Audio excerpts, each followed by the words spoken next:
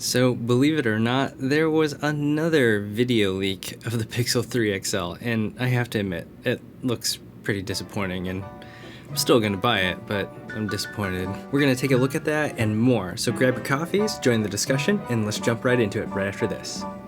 Hey friends, this is Brandon from This Is Tech Today, your source for honest tech reviews, how-tos, and the news, and you're watching This Is Tech This Week, a weekly show in addition to my other content, where I go over tech news that personally interests me. But first, a public service announcement from Brandon of This Is Tech Today. You see it every day, but you don't know it. You watch your favorite tech YouTubers every day, but you don't even see it. What is it, you ask? It's solo Asian tech tuberism. There's only one Asian tech YouTuber, Dave Lee. Hit subscribe and the bell icon because only you can solve solo Asian tech tuberism. Thank you for watching a public service announcement from Brandon of This Is Tech Today. So remember Palm? My first PDA was actually a 700p, and if you didn't know, WebOS was the first operating system that brought gestures to smartphones. And that came through Matthias Duarte. That came through Matthias Duarte. You know, he's the dude who brought us material design. Well, they're back. Kind of. See, there's this company called TCL, and they're a Chinese company that owns Alcatel, BlackBerry, and Palm. Well, at least the brands. Images of a new Palm device was leaked on Android Police, which, by the way, I make videos for as well, and it looks like an iPhone 3GS and an iPhone 10 had a baby. Seriously, it's a 3.3-inch screen at a 720p resolution. Like, what is 3.3 inches? Are you serious?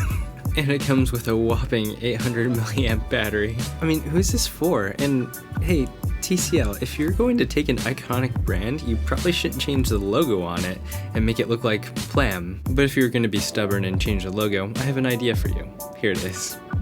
Oh man, the MacBook Pros that just came out just can't get a break. Remember the whole thermal throttling thing that Dave 2D or Dave Lee pointed out? What is it, you ask? Apple addressed that part, but there's a large group of people that are pointing out that their speakers are crackling. On a machine that can cost thousands and thousands of dollars, it shouldn't crackle. Like they pulled the Pixel 2 XL. And those with the issue haven't quite figured out if it's a hardware or a software issue yet, so this is still developing. Do you have the newest MacBook Pro? And if you do, let us know how you're doing. And honestly, I really feel like the current iteration of the MacBook Pro is just a mess. I have the late 2016 MacBook Pro with Touch Bar, and the fans go off like crazy. It sounds like it's taking off.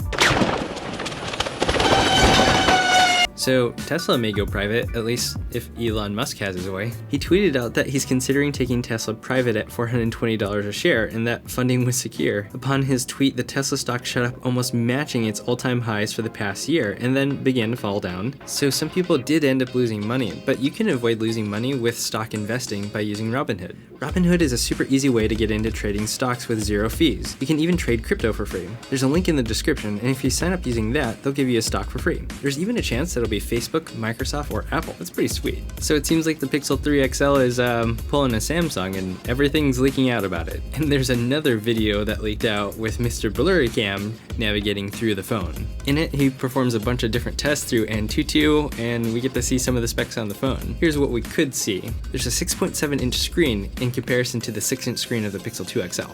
That sounds massive. There's a 3,430 milliamp battery, which is actually smaller than the 3,520 milliamp battery of the Pixel 2 XL. Like, what's going on with that? Potentially there's the same sensor on the back. At least there's the same megapixel size, so we're not really sure yet. And there's 4 gigabytes of RAM, and I know, like, everything comes down to RAM management, and Google does it way better than companies like Samsung. But why not have 6 gigabytes of RAM, especially on a phone that costs as much as it did last year and potentially more this year? And here's the interesting thing, Antutu says that there are 3 front-facing cameras that are 8.1 megapixels. I'm not really sure if that's accurate, but if there's a third sensor of some sort, maybe there's a surprise there. So what are your thoughts on the specs? Go ahead and join the discussion by leaving a comment, or join the This Is Tech Today Discord channel. There's a link down below in the description. If these are the specs, I'm actually really disappointed. I want more than 4 gigabytes of RAM. Really, it just seems like Google has lost their confidence. It seems like they're copying Apple with gestures and now this ugly notch. And like I said at the beginning of the video, I'm still going to buy the Pixel 3 XL. It doesn't mean that I'm going to enjoy adjusting to the notch, but I take the position that humans adapt quite quickly, so it may not be that bad. When I used the Essential phone, I adapted really quickly, and if you talk to anybody who has an iPhone 10, most of them don't really notice the notch that much. But it may be a little bit different with this one, because this is the biggest friggin' notch I've ever seen. Like, what are you doing, Google? And in this last segment, I want to share a video with you from another creator, big or small, and a podcast you should check out. This week's video of the week comes from Tom of the Enthusiasm Project. So Tom is a teacher, and he helps students grow and achieve their goals for creating. We actually met at a meetup with Cody Warner and other no small creators. So if you're a creative person in any way, you should watch this. It's a super inspirational video, and I make a small cameo in it as well.